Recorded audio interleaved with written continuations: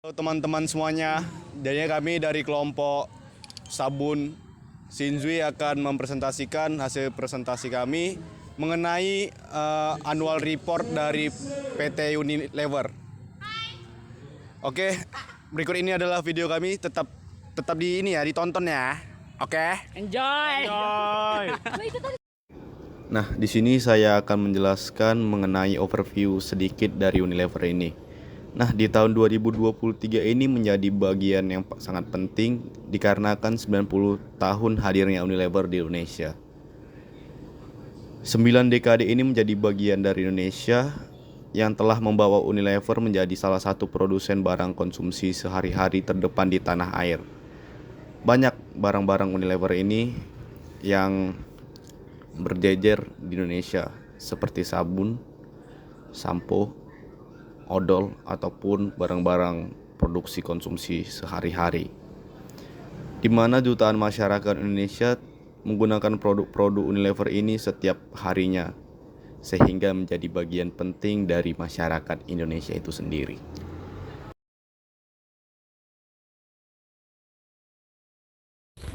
Baik, untuk laporan laba rugi dan pendapatan komprehensif lain, pertama ada penjualan bersih atau net sales di 2023 38.611,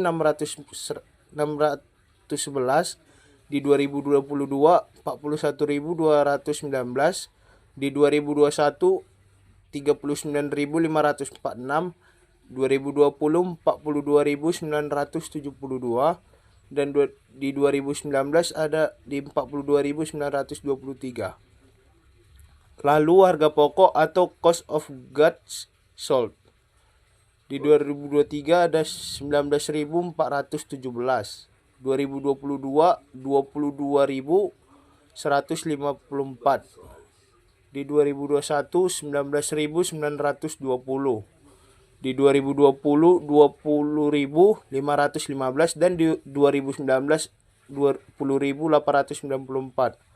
Selanjutnya ada laba bruto atau gross profit. Di 2023 tercatat 19.195, di 2022 19.065, di 2021 19.626, 2020 22.457, dan di 2019 22.029. Lalu beban usaha atau operating expense di 2023 tercatat 12.915, 2022 11.996, di 2021 11.947, di 2020 13.006, dan di 2019 11.908. Lalu laba usaha atau operating profit di 2023 6.279, di 2022 7.069, di 2021 7.679,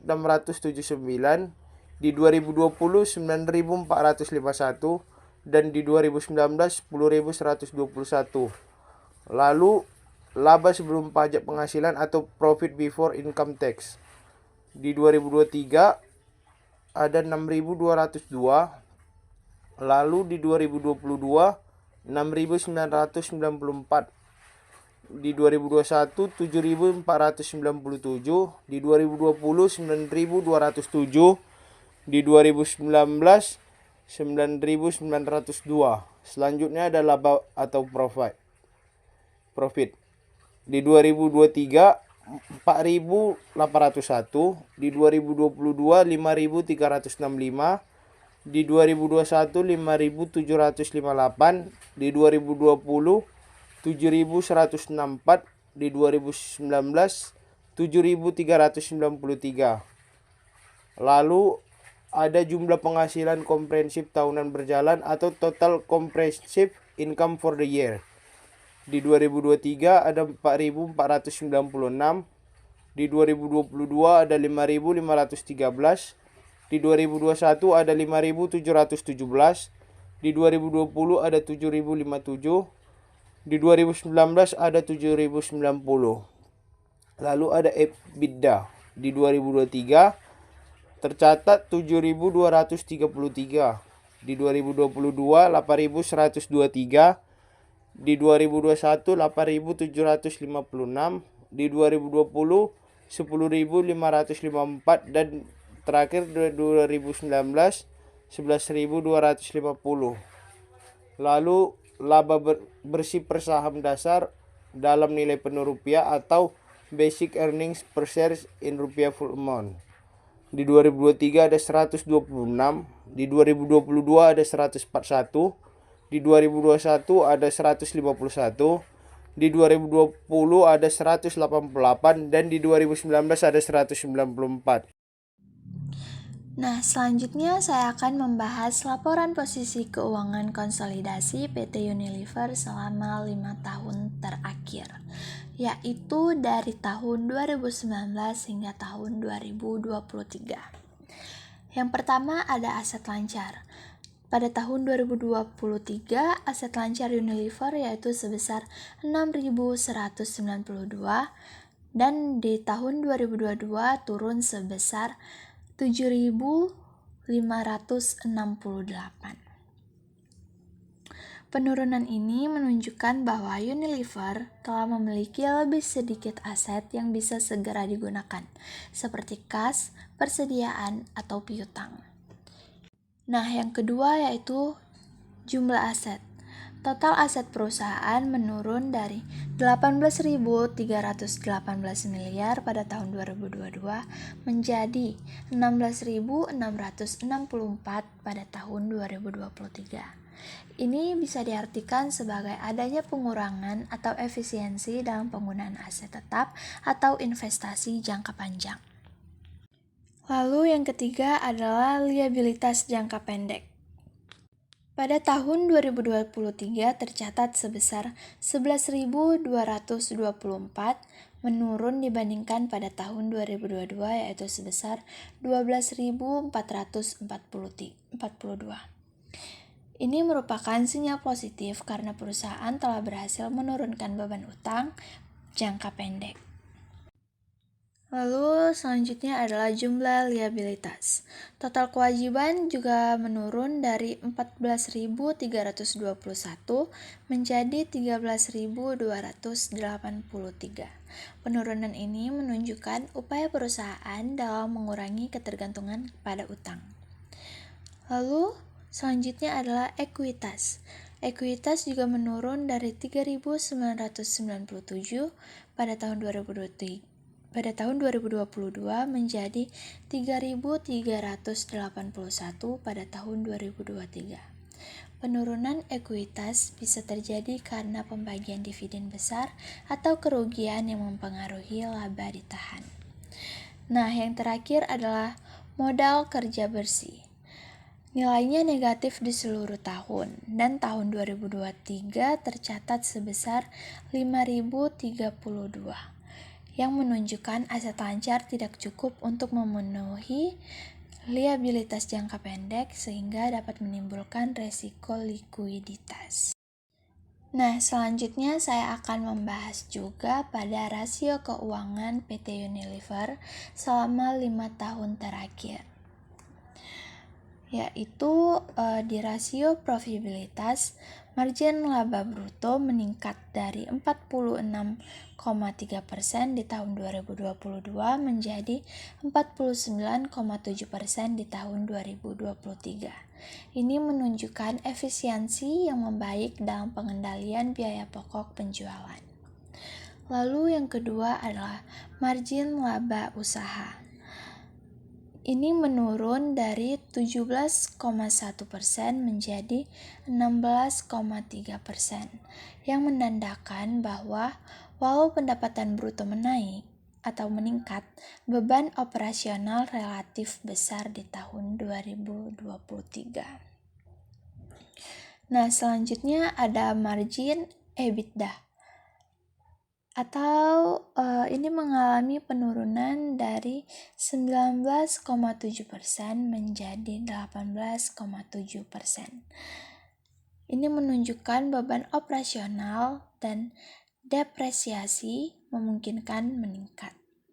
Lalu yang keempat yaitu return on equity atau imbal hasil atas ekuitas naik dari 129,0% menjadi 130,1%, yang mencerminkan perusahaan menghasilkan laba tinggi terhadap modal pemilik. Lalu yang kelima adalah return of asset atau imbal hasil atas aset. Ini menurun dari 28,9% ke 27,5%, yang menunjukkan efisiensi penggunaan aset agak menurun. Nah, selanjutnya di rasio solvabilitas dan struktur modal. Yang pertama yaitu jumlah liabilitas terhadap ekuitas. Ini meningkat ya dari 358,3% menjadi 392,8%. Artinya struktur modal semakin berat pada utang dan resiko uang meningkat. Lalu di jumlah liabilitas terhadap jumlah aset naik menjadi 79,7%. Artinya sebagian besar aset perusahaan dibiayai dengan utang. Lalu di aset lancar terhadap liabilitas jangka pendek atau current ratio menurun dari 60,8% ke 55,2%, menunjukkan kemampuan membayar kewajiban jangka pendek makin terbatas. Lalu selanjutnya di efisiensi dan kinerja operasional. Nah, di sini ada laba usaha terhadap jumlah aset. Ini menurun ya dari 38,6% menjadi 37,7%, yang menunjukkan penurunan efisiensi penggunaan aset untuk menghasilkan laba usaha. Lalu yang terakhir adalah jumlah penghasilan komprehensif terhadap ekuitas. Ini turun dari 137,9% menjadi 133,0%. Namun tetap menunjukkan bahwa laba komprehensif ini masih tinggi dibandingkan dengan modal pemilik. Dan di sini saya akan bahas laporan rasio profitabilitas yang kami dapatkan dari tabel rasio keuangan pada poin pertama dan kedua. Yang pertama itu terdapat gross profit margin. Pada tahun 2023 terdapat 49,7%. Pada tahun 2022 yaitu 46,3%. Peningkatan efisiensi dalam pengendalian biaya pokok penjualan yang berdampak positif, yaitu bertambah menjadi 3,4%. Yang kedua yaitu operating profit margin. Pada tahun 2023 terdapat 16,3% dan pada tahun 2022 terdapat 17,1%. Yaitu sedikit menurun, menunjukkan kenaikan beban usaha atau penurunan pendapatan usaha menjadi 0,8%. Oke, baik. Sekarang saya di sini menjelaskan laporan rasio likuiditas yang dimana pertama ada saran rasio. Saran rasio itu memiliki rumus yang dimana saran rasio sama dengan aset lancar atau likuiditas jangka pendek.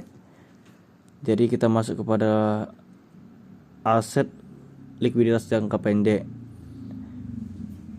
Perhitungan pada tahun 2003 saran rasionya sama dengan 6.152 per 11.224, yang dimana sama dengan 0,55. Pada tahun 2022 saran rasio memiliki 7.568 banding 13.406, yang dimana sama dengan 0,56. Penjelasannya yaitu saran rasio atau rasio lancar menunjukkan kemampuan perusahaan untuk membayar kewajiban jangka pendek yang dimana menggunakan aset lancar yang dimilikinya. Aset lancar meliputi kas, piutang usaha, persediaan dan aset lain yang bisa dikonversi menjadi kas dalam waktu yang 1 tahun. Sementara itu, likuiditas jangka pendek adalah utang-utang yang jatuh tempo dalam waktu 1 tahun. Jadi saran rasionya lebih kecil Jadi saran rasionya lebih kecil banding 1 menunjukkan bahwa jumlah aset lancar perusahaan tidak mencukupi untuk menutupi seluruh kewajiban jangka pendeknya. Yang dimana dalam kasus ini kita tahu baik pada tahun 2023 itu memiliki rasio 0,55 dan maupun tahun 2022 memiliki rasio 0,56. Jadi saran rasio berada di bawah 1. Hal ini mengidentifikasikan bahwa perusahaan memiliki masalah likuiditas dan mungkin kesulitan dalam memenuhi kewajiban jangka pendek tepat waktu. Jadi penurunan saran rasionya adalah 0,56. Pada slide ini kita akan membahas rasio investasi yang menunjukkan seberapa efektif perusahaan dalam mengelola ekuitas untuk menghasilkan keuntungan. Operating profit to equity tahun 2023 mencapai 185,7%, meningkat dibandingkan pada tahun 2022 sebesar 176,9%. Ini menunjukkan efisiensi tinggi Unilever dalam menggunakan ekuitas untuk menghasilkan laba operasional. Total comprehensive income to equity tahun 2023 sedikit menurun ke 133,0%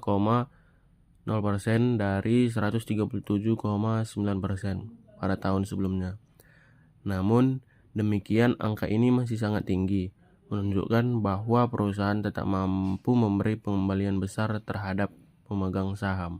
Nah, selanjutnya ada rekomendasi.